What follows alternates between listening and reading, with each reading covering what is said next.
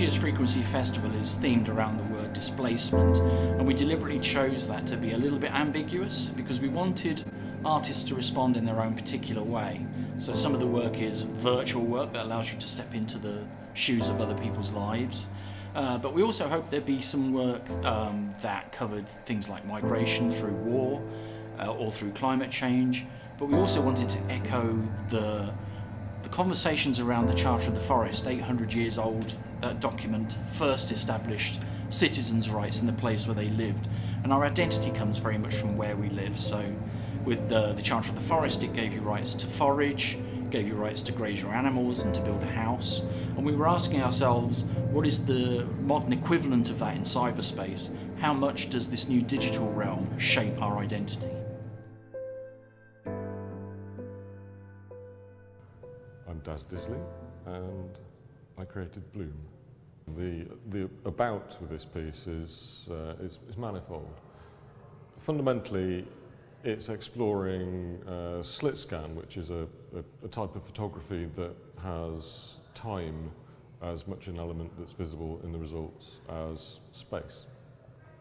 It's looking at, philosophically, the relationship between a sine wave and a circle, and it's exploring a temporal displacement of our view of flowers, and flowers kind of typifying kind of one form of beauty. So it's looking at them through a different lens. Frequency Festival is a biennial festival, which means that it happens every 2 years.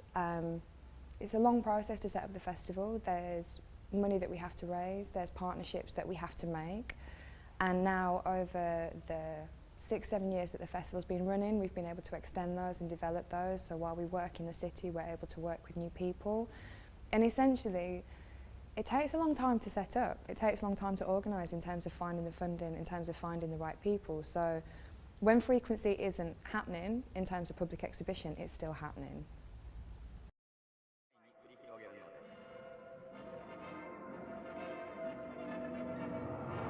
My name's Tony Richards. I'm a senior lecturer at the University of Lincoln, and a colleague and myself made a film called Worldless, and we decided to turn it into an installation for Frequency. It's based around a Japanese theme park called Nara Dreamland, which opened in 1961, survived for quite a few years, but then sadly got into competition with Disneyland Tokyo. So from around about 1996 onwards, hardly anyone ever visited the place. They tried to keep it open as much as possible. Then in 2006, sadly, it closed its gates. It also became a kind of like mecca for people visiting abandoned places. So part of the vibe of the place is all the traces of the people that have been around there. So for example, in the film, there's a scene where there's a man in like an abandoned Amazonian forest leaning against a chair. And what someone had done between two of my visits had taken like the head of a toy and placed it on top of this thing. So there's kind of like quite a lot of wacky stuff going on around there. In terms of importance to the artists, we are in very unstable political and economic times, and that always has a knock-on effect on culture, and that obviously has a knock-on effect on artists as well. So I think Frequency in itself, but also other moments where artists can connect with public audiences and artists can share their work and can share their ideas and share their thoughts, is incredibly important. On the displacement theme, it was a displacement activity. I was hospitalised following a diagnosis for a lifelong illness, and doing this project was kind of a way that I could displace myself from that reality and reevaluate my relationship with time and the understanding of what might or might not be called beauty. My name is Andy Gracie, and my role within the festival is an exhibiting artist. So these pieces are about an investigation of mine which kind of continues my interest in space research and the ideas of life in space.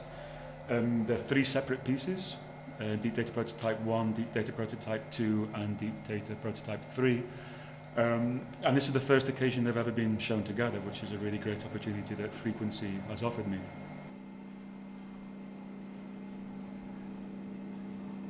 changed this year. We've suddenly got, for the first time, long-term commitment to funding for Frequency.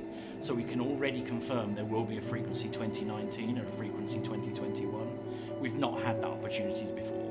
So now we're going to really work to develop some long-term relationships with other arts festivals. We've already had a few visit, and some academic institutions. So the next two festivals might have a much stronger program, a wider group of artists and more international work. While I was just walking around, I came upon some film and I thought, oh my God, there could be something in there. But I didn't actually have a plan of what to do with it, but it just looked very intriguing. So I picked it up and stuffed it into one of my carrier bags, and because it's so light I don't have to worry about the weight of my suitcase with it, I boarded the plane, got back to Lincoln and was just talking to somebody about this film that I found, and they suggested that I might actually be able to transfer it over to my computer. So we had a look at it, and it was actually footage of fish swimming underwater and coral reefs. So I like the idea that this would have just been lost in a landfill if I hadn't have reclaimed it, because now Norwich Dreamland has actually been knocked down, this would have just been disposed along with everything else. So it kind of like gives this idea of reclaiming lost footage and lost time. I think we have seen from people that they have these really beautiful moments where they're either touched by something or surprised by something, or see something in a new way, or find a part of the city that they didn't know, or even come to Lincoln for the first time. So I think in terms of how important it is to the public, the most important thing is that the public enjoys it and that they feel that right to have an opinion and that they want to come back and they feel that they were looked after by the festival. We're a very friendly festival, and for us it's really important, going back to that manifesto, that it is for everyone and everyone feels welcome and everyone feels involved. In terms of answering the question, how important is Frequency to the public, I would hope by the end of it that it's important in terms of a memory that they've created or in terms of an experience that they've had.